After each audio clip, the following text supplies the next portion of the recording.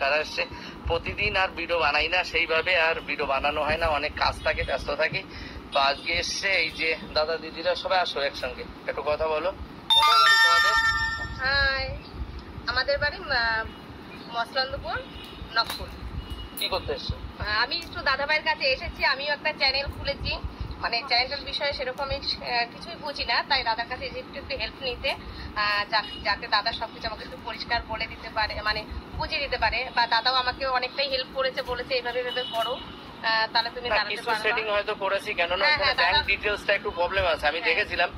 ওনার কিন্তু এখন ভিউ ভালো যাচ্ছে বা চ্যানেলটাও সুন্দর, তো সেই জায়গা থেকে এখন চ্যানেলটা ঠিক করতে হবে। 26 জুনের পরে একটা মেসেজ দিয়েছে, ওইটা আসলে ঠিক হবে। আর ওনারা ভালো ভিডিও বানায়।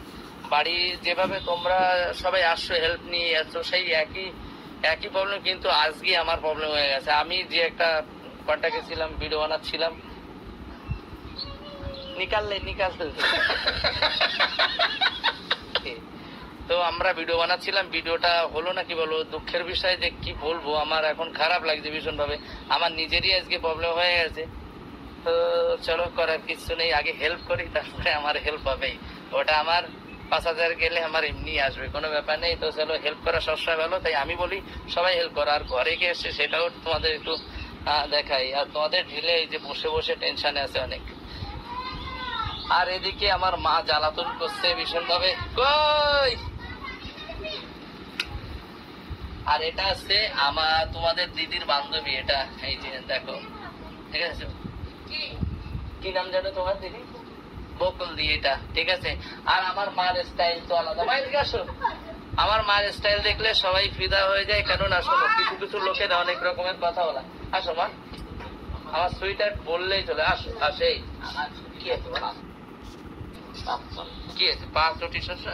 তো আমার মা আছে সবসময় ব্যস্ত থাকে। বসে পড়ো, বসে পড়ো, হ্যাঁ বসে পড়ো। আমার মা সবসময় ব্যস্ত থাকে। আমার ঘাড়ে হাত দিয়ে না, সুরসুরি লাগে আমার।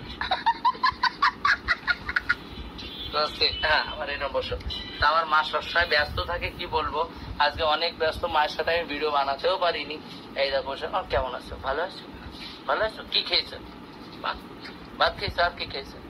আর ওই চা মনে বলেছে যা খেয়েছো তাই খেয়েছো, তাই তো? ঠিক আছে, তাহলে বসো। তো চলো একটু কাজ বাজ করে দিই।